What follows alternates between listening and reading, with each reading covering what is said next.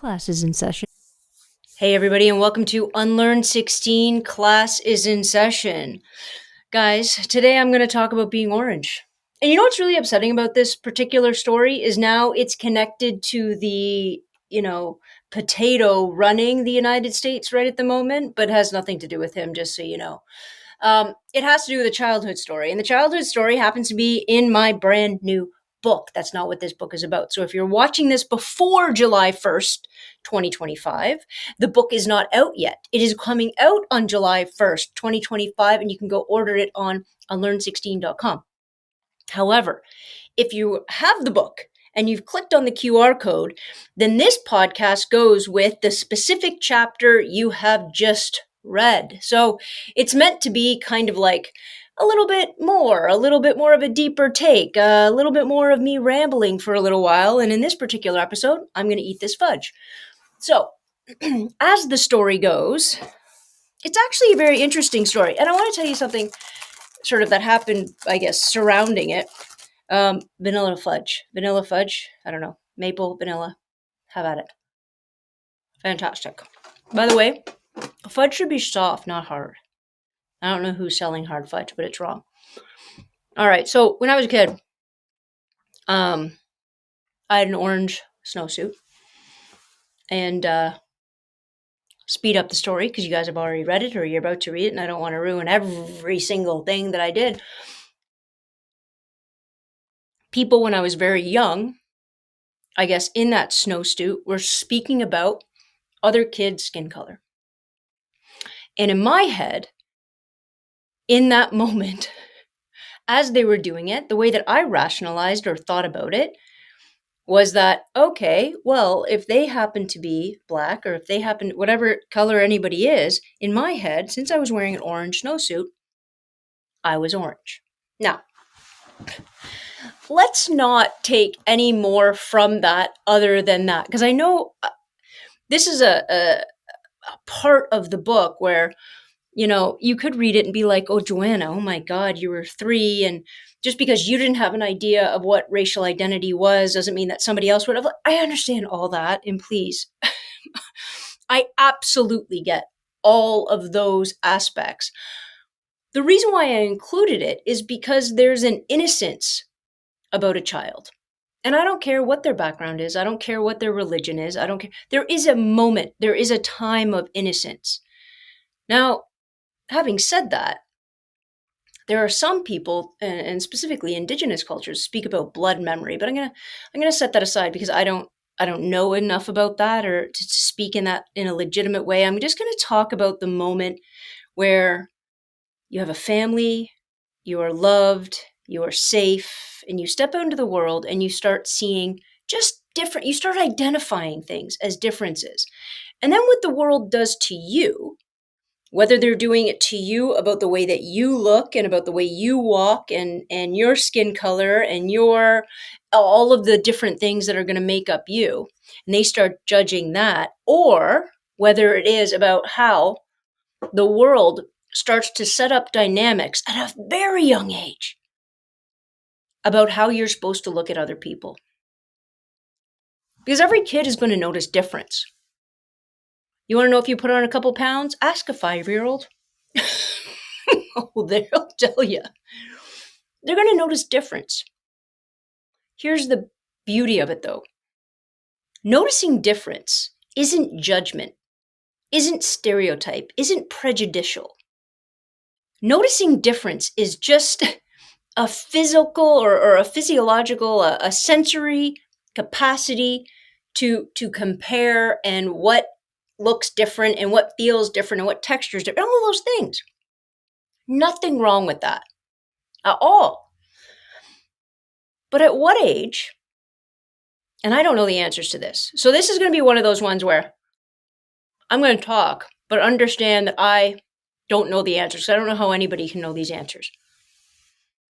At what age does either subconscious prejudice or subconscious ideas and stereotypes flood into your mindset, and At what age do you start actually listening to what people have to say? The news, the media, your great uncle at dinner, school people. Like at what age do you then are capable of listening and determining and um, applying the different things that you hear in this world and the way in which you use them? Because I think the subconscious part happens before we're 5. Isn't that crazy? Psychologists say that 75% of who you're going to be, of what you're going to think, of the intrinsic, instinctual, subconscious makeup of you is formed by 5. So, there are a lot of people, they don't even go to school yet. Right? I mean, I went to daycare, but for a lot of people, that's not the case. So, you can have very limited engagement with what's informing that feeling. So, if that's true, a lot of probably what forms our ideas are happening before we even, for the most part, step outside of our homes.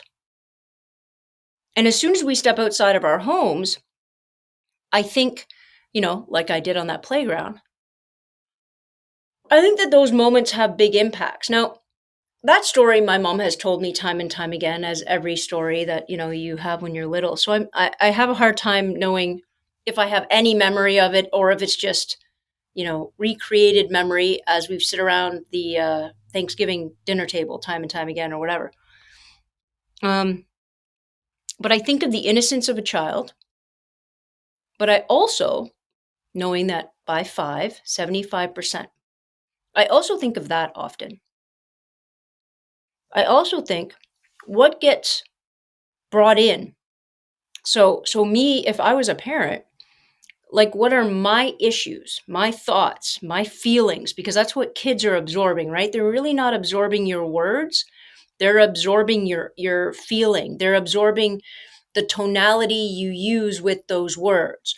So when they absorb that, as in every house, how is that constructing them? And I think this is all so incredibly important, and nobody really wants to talk about it, I don't think, because I don't know if you can control it. And if you can't control it, then as a parent, you don't want to feel like you've done something wrong, like you've passed something on. And not just as parents, right? Extended family, again, anywhere that kid goes, they're absorbing. That's all they're doing at that age. Every single place they go, they're absorbing ideas, they're absorbing thoughts, they're absorbing feelings, they're absorbing tone. They can tell, and this is why the words you use, when adults like spell things, it's not the words you use. It's the tone with which you use them. It's like a puppy, and I don't mean to relegate children to animals. I'm just saying when they don't have a vocabulary, they're not analyzing the words you use when you get angry. They're analyzing, it's like the swear word, they might replicate it later, but it's not the swear word they're analyzing. It's the way in which you say it. It's if you're saying it with rage, if you're saying it with compassion, if you're saying it with trepidation, they're feeling that. So all of that gets spilled out. And we live in a world, if we're going to talk about, and in this chapter, you could really talk about anything, right? You could talk about race, you could talk about sex, you could talk about ethnicity, you could talk about religion. We live in a world, and I know that lots of people would love to say we live in a colorblind world. No, we don't. Stop it. Stop it. Let's stop denying it, because the more we deny, the more that we create this false illusion that everybody's perfectly objective. And I don't see color, and I don't see religion, and I don't see sexual. Stop it. Stop it. As adults, kids can't control their environments. They can't control those feelings. They can't control all that subconscious purse. As get put in your head. As they start going through school, this is the interesting part. At what moment do you start talking about it? At what moment do you put it on the table? And there's huge debates about this. And I'm not even going to come close to telling you that I'm a psychologist that understands. But the conversation's interesting because what we're saying is, at what point could the world be putting things on kids whereby a teacher's role should be to create and acknowledge and teach some type of equity and inclusivity in the classroom? Because there's all of this incredible anger and animosity towards things like DEI in the classroom. And when are you allowed to talk about, the gay community? When are you allowed to talk about trans rights? When are you allowed to talk about African American experiences, about different, like, when are all those things happening?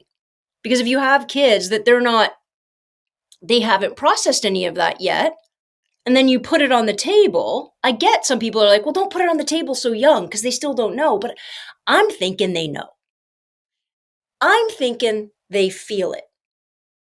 I'm thinking that we never went wrong by saying everybody should be respected, included. We never went wrong by sitting down and identifying differences, because differences aren't bad.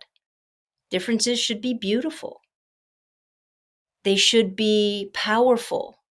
They should be highlighted.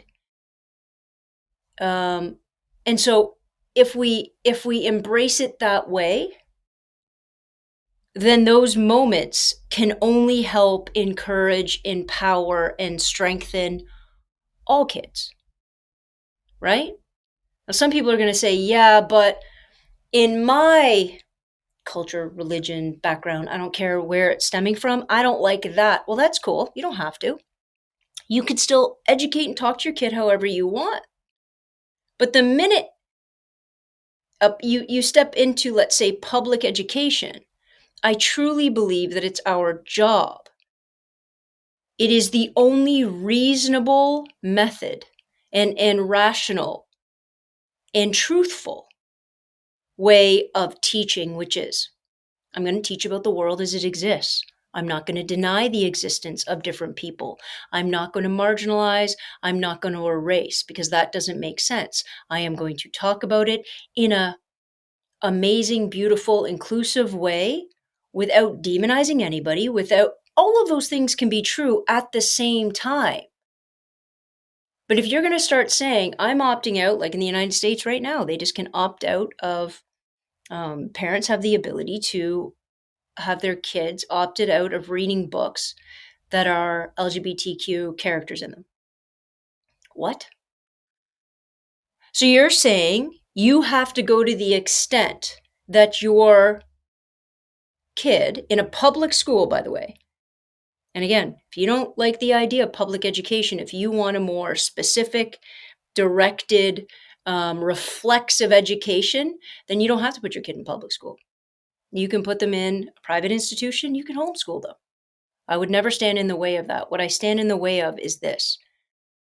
When you create a classroom and you put down a book for all the kids to read, for all of us to discuss, for lessons to be planned around, for learning to commence, and you have kids that can opt out, what is that saying to the other kids? Why are they opting out? Does that mean that this particular topic is bad? Does that mean that those people are bad? What if there's kids in that class who have, two moms, two dads, whatever? And then what do those other kids do as a teacher, as I'm teaching this book over here? Right? Shakespeare, for example, because, we know that it is inundated with these types of characters that are being protested all over the United States and Canada, by the way. So I'm teaching this. As a teacher, I have 20 kids doing this. I have 5 kids that opt out. What are they going to do? What are they going to do? Even as a practical problem, how am I supposed to teach to those individuals? Do I create a whole other lesson? Do I split the class? I'm going to talk to you about this. And when I'm talking about this particular book and we're reading it out loud, because that's what we do with a lot of our books, please, you can earmuffs.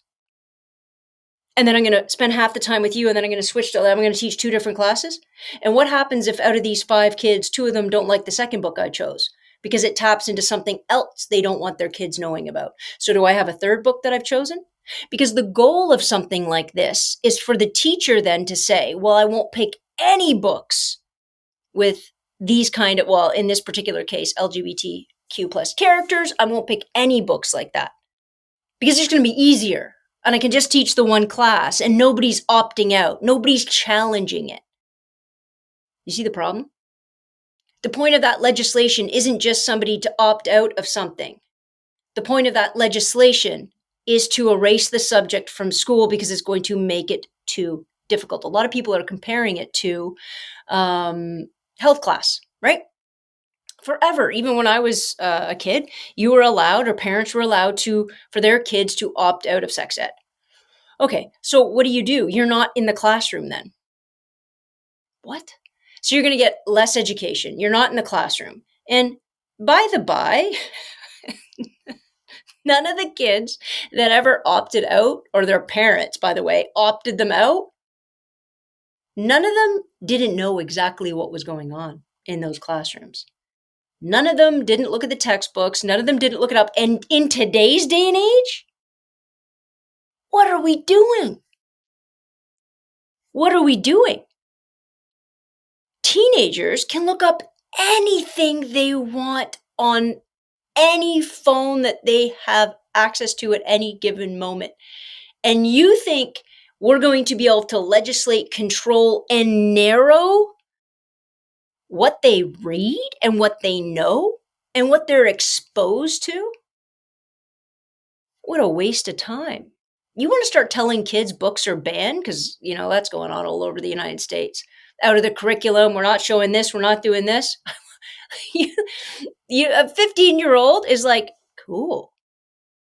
Yesterday, that 15-year-old, you couldn't get them read 2 pages of that book because they don't want to read the book. It's boring. They don't care. Even if there are any characters in it, they'd rather stare at the page and pretend to read for 45 minutes rather than actually read the book. And any teacher knows that I'm telling the truth. Go ahead and ban it, boys. Go ahead, Potato Trump. You ban it and watch those 15-year-olds. Is it a strategy? Learn to read and enjoy reading. All of a sudden, you have all of these teenagers going to find out all the books that you just banned and reading like there's no tomorrow. Go ahead, ban them. Maybe it's like what's that thing when you say to do the thing and then you say the opposite so they do the opposite. I don't remember what that's called. But maybe it's a psychological strategy that they're employing in order to get all of these kids to read. That would be nice. I don't think it is, but I think that might be the effect. All these things are incredibly hard to talk about. I teach at a very diverse school, right? Reverse psychology. I love it when I'm on here because when I'm on here, by the way, and I'm doing this, Anna is listening to me in the other room and she'll just spout out what the answers are supposed to be. She's not on a more than one podcast. Reverse psychology. Having a diverse classroom is incredibly important. If I'm going to talk about the different, lived experiences of many people, having different people who have lived different lives are incredibly important. I don't think shutting down conversation is ever a good idea. I don't think excluding topics is ever a good idea. I don't think that marginalized or demonizing questions kids have is a good idea. Kids can ask me any question they want. Period. I'll do my best to answer it. I will do my best to answer it in school. That's my job. Now, if it's something, personal for them and a call home needs to be made, that's a different conversation altogether. But if a kid's going to ask me a question, and sometimes I've had classes, especially younger years, because this is what else you don't understand, or a lot of people don't understand. You have grade 6, 7, and 8s. They're listening to every single thing older kids say. Not me, but every single thing older kids say. So when older kids are talking about all of these very, very adult conversations or, young adult themes in war and history class and all of these things, it matters. and it affects them, and they end up coming to me, right? And normally what happens in that case is I answer the question and then I call home. I call home and say, listen, your kids came in and asked this question. I'm going to answer it. And, but just so you know, this is how I answered it. This is what I said. You have every right to say everything else. But I will, and I've said this to many parents, I won't not answer a question. I won't give my moral sort of control, like scope on it. That's not mine to do. I don't need to tell you whether your question's bad or good. I don't need to tell you whether you're right or wrong. I don't need to give any moral sort of, that really isn't my job. I want you to be a good person. I want you to be a good person to those around you. I want you to be an accepting person. I want you to be a caring, compassionate person. And outside of that, your choices are your choices. A job of a teacher is to make sure that they're always able and capable of answering big questions and then keeping the doors open with parents. I do firmly believe in that. Understand that. Understand that any parent should be able to know what's going on in their class at any given moment. Understand that. And I'll tell you what, active parents who are a part of their kids' lives, who are a part of their education, who take that role seriously and don't just take the role seriously when they hear that a teacher mentioned one thing one time that they didn't like and they don't ever want to talk about. Guess what? Those parents never have a problem. Ever. Ever. Shockingly, it's always the parents who don't come to parent-teacher night. Not because they can't, not because they're busy. You know, there are parents who don't have the time. I get that. I'm saying who just make decisions, who think, oh, no, that's not, they're fine. They're fine. What's going on in school today? Are you bored? Oh, I'm not going to look online. I don't need to do that. I try to make sure my courses, my lectures are fully transparent. Fully. That's important. But what I am not going to do is censor and limit curriculum as established by the Ontario government, Ontario's case, in order to fit whatever perception or whatever life that you're choosing to lead. In a public classroom, we tell the truth. We try to tell what's the most up-to-date pieces of information when it comes to science, when it comes to health, when it comes to history, when it comes to all of those things. Right? And if other things challenge that, cool, we talk about them as well. But I am not going to limit truth. I am not going to limit curriculum in order to pad and manipulate and, you know, sort of create an opaque learning situation for our kids. I just won't do it. And a lot of this, when you're talking about this, and it's funny, a lot of the courses I talk about as I teach, and it's never been easy. By the way, the conversations are never easy. Knowing how to have them, when to have them, how to answer questions, never easy. That's not the point. It was easy, here's what I promise, that kid's never asking that question in the first place. Everything is hard. Everything is nuanced. Everything has 1,000 shades of gray. That's what makes it interesting. That's what makes kids want to ask those questions. So when I answer them, a lot of the times, and if not all of the times, I answer with, I don't know it all. I don't know everything. And this is my perception. What do you think? How do you feel about that? Right? How do your parents feel? I think this is something you talk to your parents about too. Because I think we've gotten to a point in our society, and I'm really having an issue with it, in the classroom, with you have the rise of guys like Tate and the rise of trad wives and all of these people pushing civil rights or trying to push civil rights back 50 years, saying, well, it's okay to joke and make fun and demean, and you can type anything you want on the internet. And you want to tell teachers that they can't talk about discrimination, injustice, racism, sexism, you want to tell them they can't talk about all of that. Meanwhile, in our society today, it's all been magnified 100 times over. You want us to tell us we can't talk about it. That's absolute garbage. And I won't abide it. I won't stand for it. And I know a lot of people in the United States could be losing their jobs because of it. No, they're manufacturing ridiculous scenarios of classrooms in order to weaponize, you know, um, in order to weaponize sort of this cultural war in order to make some people feel terrified and protective and make other people feel like villains, degenerates, and the enemy. And I won't do it. And anybody that's on that side of the fence, disgusting. And they're only doing it in order to empower themselves, in order to make themselves feel good, in order to make other, because the only way they can do that is making other people feel small. There's no other point to it. Absolutely not.